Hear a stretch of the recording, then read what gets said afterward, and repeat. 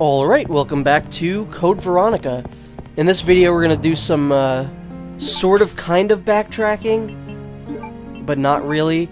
In the last video, or the other video, I don't know, I forget, we played as Steve Burnside, unfortunately. And now what we need to do as Claire is go through the area that Steve went through and pick up some stuff, and then we can get to some other areas. So that is what we shall be doing right now.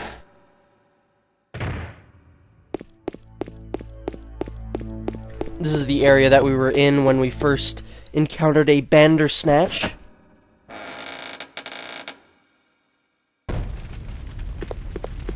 So, I think these videos are going to go up in March, which is going to be way, way after when Revelations 2 comes out, because I think Revelations 2 is supposed to come out in January.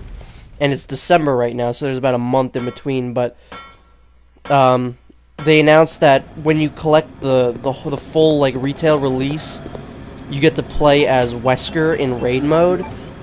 And DC Douglas confirmed that he is actually doing the voice again, so that makes me very excited. Any kind of Wesker related thing makes me happy. And I think I talked about this before. I don't know what I want to do. I don't know if I want to wait and buy the physical release copy, or since I'm a big Resident Evil fan, I don't know if I should just go ahead and, you know, buy all of them when they come out and then also buy the release copy, because I need to have a physical release because I have all the other games.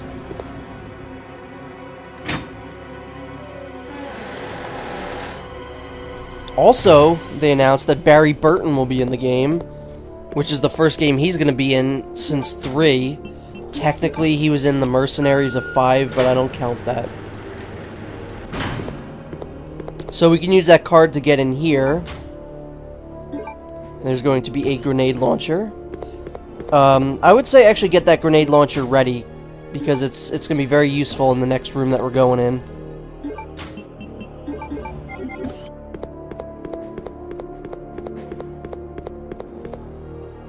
So get your grenade launcher ready and step through this door, where we're gonna have to fight a few enemies.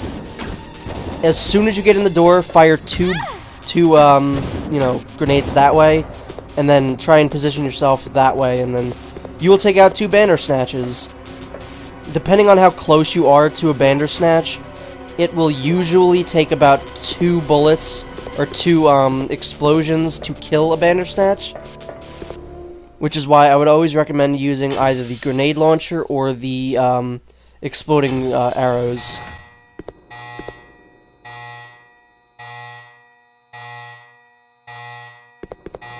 So this area is pretty much pointless. There's almost nothing we can do in here.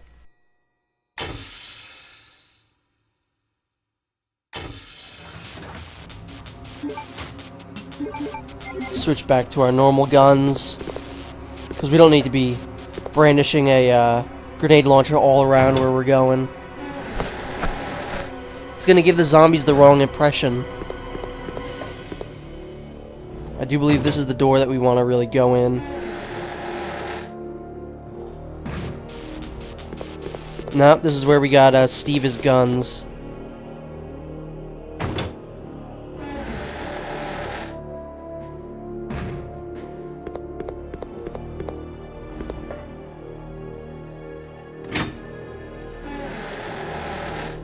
This game definitely has one of the most solid soundtracks in any Resident Evil game. It's got like a really great feel to it. There's some handgun parts that you can pick up in here. This was an area that Steve went into, but he said he couldn't like pick anything up, so you can just pick that stuff up as Claire, obviously.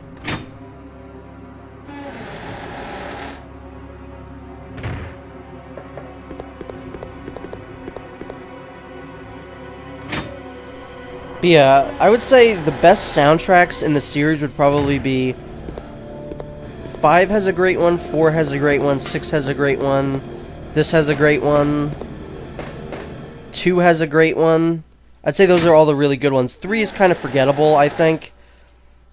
0 and 1 are kind of the same way, so those are the games that I think have the best soundtracks.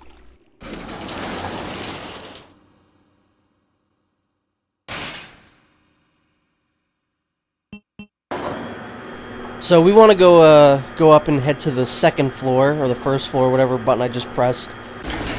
And there's going to be an area in here that's going to be kind of important-ish. This area is also very dark.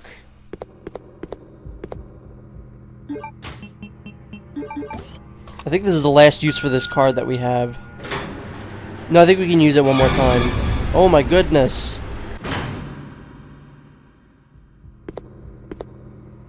Yeah, so that was the last use we had of the card. That guy's dead. You don't have to worry about him. But yeah, there's certain times where I'm like, I kind of wish I was playing the HD version, but I still like that I'm playing the GameCube version. But this area is very dark. There are a lot of very dark areas in this area. How many more times can I say the word area? Just wait and find out. So here we have a penis monster? A vagina monster? I don't know. It's a very, very odd-looking monster there. Pretty much these guys are like mutated salamanders, I do believe.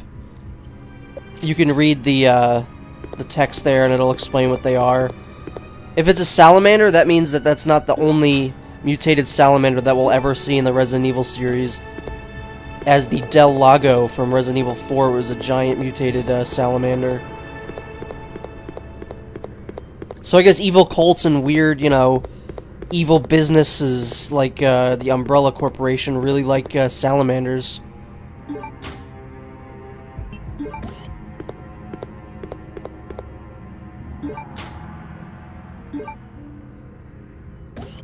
So that is another proof that we need.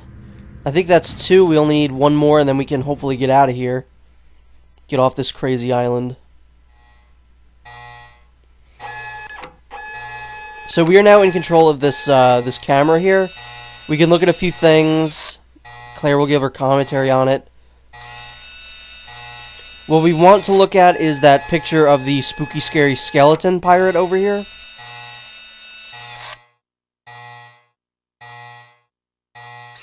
And then you just gotta remember that number. And then as soon as you look at the skeleton picture, the room mysteriously, you know, doesn't have gas in it anymore, so... If you're good, you can, you know, run out of there and dodge those zombies before they're even a problem, so...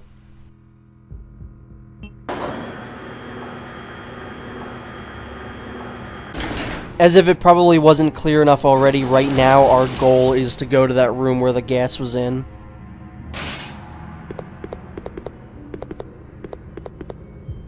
See, this is what I'm talking about. Look how dark this area is. There's usually a couple zombies in there. I don't know where they went.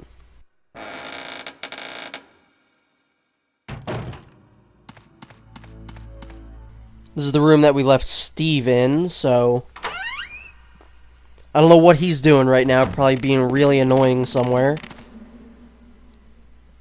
And once again, I just want to point out that I think other than that one dog in that one area, or those... I think was it 3 dogs actually? Yeah, those 3 dogs in that one area. I haven't killed like any of the dogs, and it's really depending on... If you're good at dodging things in these games, I would not kill them. Just to save ammo, but if you really need to kill them because you're not good at that, then be my guest and kill them as much as you want. So we now got rid of the Resident Evil card, I mean the Biohazard card, sorry.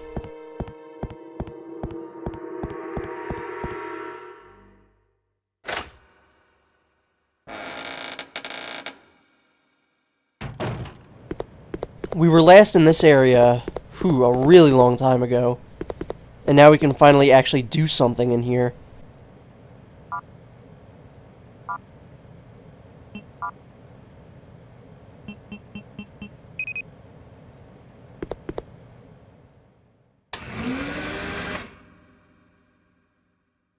So that's all you needed to do to get in this room, you know, fiddle about for a couple videos, you know, an hour or so.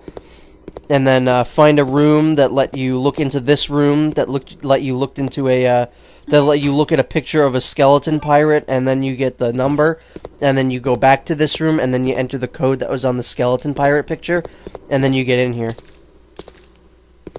And that's what I'm talking about. That's like, this game is very arbitrary a lot of the time. But, I mean, that's just the nature of the beast when you're dealing with a Resident Evil game. And, I have no inventory in here, so I'm gonna have to leave. Because Claire is actually gonna have to take that skeleton pirate picture and put it in her pocket. So it's gonna be a pirate picture pocket. So I'm gonna have to run back to the nearest save room and get into an item box. Okie doke, so we are now in an area with an item box, and we can swap some shit around and just deal with this right now. We do not need the army proof, we do not need the acid rounds. I don't think I'll ever need the acid rounds, honestly. So let's skedaddle. Get the hell up on out of here.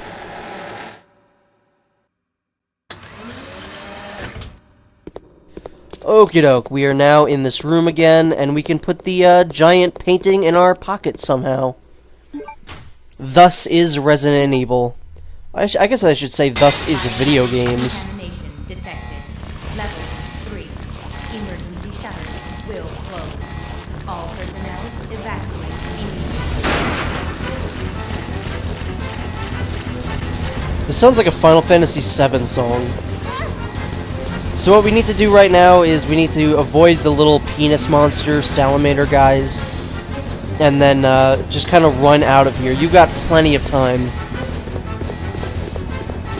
This should really never be an issue, getting out of here. The timer does continue throughout the loading screens, or the door opening screens, and again, it's fine. As long as you have 10 seconds as you reach the stairs, even if you have 5 seconds, you're gonna be fine.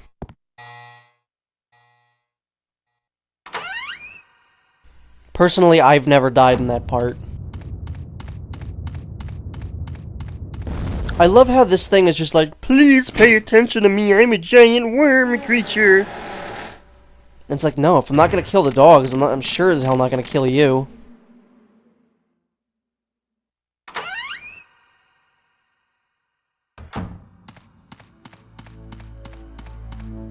So now we have to go to that room, the giant open room that had the typewriter in it and it had a painting missing. We need to go put the painting in there. Oh, here's the zombies that I was talking about. Seriously, look how dark it is in this area. Yeah, I was gonna say there should be another guy and I'm about to run into him, but there he is. Didn't even need to say anything, it just happened.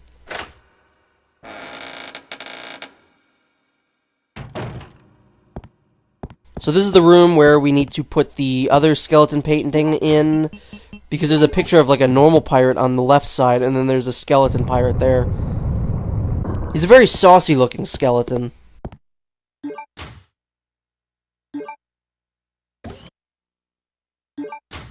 Like, yeah, we've got another key to a room that we don't know where it is, and just kind of arbitrary stuff going on here, you know?